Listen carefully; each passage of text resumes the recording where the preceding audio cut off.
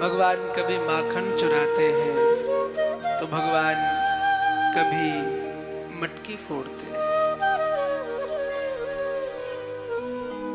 मैंने कल भी निवेदन किया था और मैं प्रत्येक दिन निवेदन करता हूं कि शिवानंद आपको कथाओं के पीछे जुड़े तत्व को बताने आया है, न कि केवल कथा को।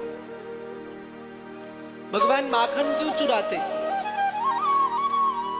जिसके यहां 9 लाख गैया है उसको माखन चुराने की जरूरत है? जो सृष्टि का जगत नियंता कारक है उसको माखन चुराने की जरूरत है? भगवान माखन नहीं चुराते हैं। भगवान माखन चुराने घर किसी के नहीं जाते। भगवान की भक्त गोपियां जब भगवान को बुलाती हैं तो बहाने से माखन चुराने जाते हैं, वो तो दर्शन देने जाते हैं। भक्त जब भी भगवान को पुकारता है भगवान जरूर आते हैं, कोई ना कोई बहाना माध्यम बन जाता है। ऐसा नहीं कि आप भगवान को पुकारो तो भगवान आपके आगे शंख चक्र और गदा लेके जैसा आप फिल्मों में देखते हो ऐसे आप प्रकट हो जाए। ना जी ना, कभी किसी मददगार के रूप में, कभी किसी सहायक के रूप में, कभी किसी गुरु के रूप में, कभी किसी शिष्य के रूप में, कभी माता के रूप में, कभी पिता के रूप में। जीवन के हर क्षण में भगवान आपके साथ हैं और आप भगवान को पहचान नहीं पाते। उसका कारण है हम श्रवण करना भूल गए।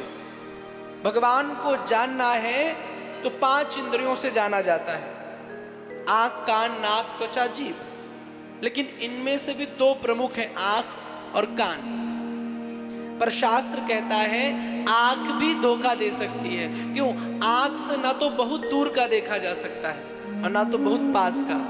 आप यहाँ से बैठे बैठे मुंबई नहीं देख सकते और आप यहाँ से बैठे बैठे नाक के नीचे भी नहीं देख सकते। ये आंख की धोखाधड़ी है। पर कान जो कर्ण इंद्री है, ये सच्ची इंद्री है।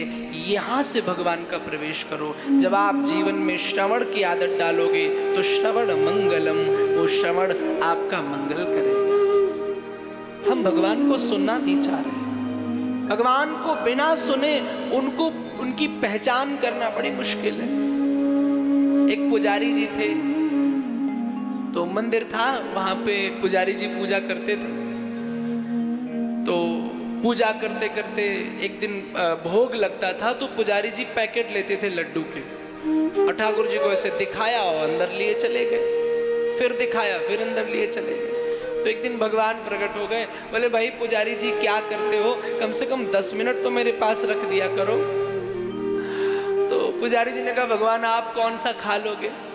भगवान ने कहा ये तो बिल्कुल सही। अच्छा, भगवान अगर खाते होते तो ये इतना भोग प्रसाद लगता भी नहीं होता। आज जो ये 5-5 क्विंटल का भोग लगता, मान लो भगवान कहते लाओ सब हम खाएंगे, 20 वाली नोट निकलती, फिर नाची ना ज्यादा मत रखना, भगवान तो सब खा जाएंगे। वो हमें रिटर्न मिलता, हम इसलिए अपनी व्यवस्थाओं के लिए भोग लगाते। तो पुजारी जी से कहा ठीक है मैं खाता नहीं हूं पर गंधग्राही जनार्दना, सुगंध तो लेता हूं, कम से कम 10 मिनट रख दिया करो। पुजारी ने कहा नहीं, आप तो बस देख लो हम पाएंगे। तो भगवान ने कहा ऐसा करोगे बार बार तो हम बाहर निकल जाएंगे। तो बाहर निकल जाएंगे? बोले पुजारी ने कहा ठीक है सरकार, हम आपकी मूर्ति से काम चला लेंगे, आप निकल जाओ। एक दिन भगवान को क्रोध आया तो भगवान मूर्ति से निकल के बाहर पहुंच गए और बाहर जो लाइन लगी थी भक्तों से कहा भक्तों मैं भगवान हूं, लाओ भोग मैं पाऊंगा।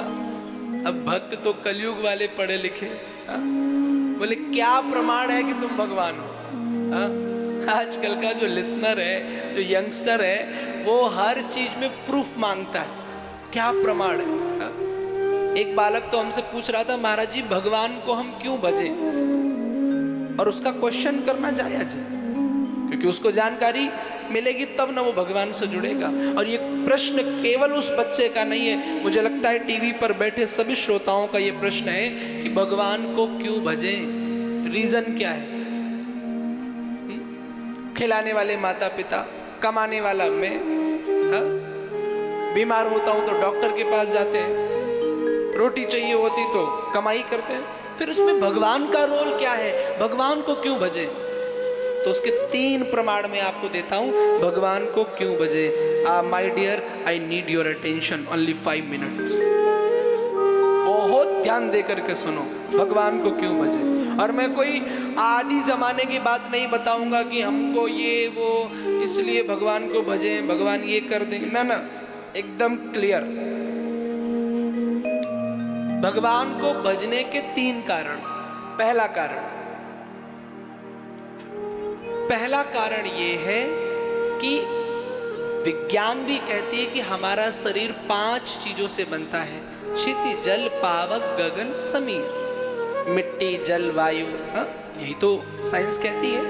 जब व्यक्ति मरता है तो वायु वायु में मिल जाती है, मिट्टी मिट्टी में मिल जाता है, जल जल में मिल जाता है। तो 5 चीजों से व्यक्ति बना है और ये 5 का स्वामी भगवान है। आप भगवान शब्द पर ध्यान दीजिए। भासे भूमि, गासे गगन, वासे वायु, आसे अग्नि और नासे नीर। भगवान तो वो 5 तत्वों का स्वामी है, उसने मुझे बनाया है, वो मेरा स्वामी और मैं उसका सेवक। पहला तो कारण ये है कि अपने स्वामी को हर कोई भजता है, इसलिए भजो। अब आप कहोगे मैं कैसे मान लूं कि मुझे भगवान ने बनाया, तो आप 2 + 2 4 कैसे मान लेते हैं? आपसे पूछा जाए 2 + 2 4 कैसे, तो आप बताओगे कि मैंने अपने टीचर से सुना। उनसे पूछा जाए तो वो बोलेंगे उन्होंने अपने टीचर से सुना। ऐसे तो 2 + 2 4 सुना। तो जब आप टीचर की ये बात मान सकते हो 2 + 2 4, तो जो हमारे शास्त्र कहते हैं, जो हमारे ग्रंथ कहते हैं, उनकी भी बात आपको माननी पड़ेगी। तो भगवान मंदिर से बाहर निकले और कहा कि वेद कभी पढ़े हैं? बोले नहीं।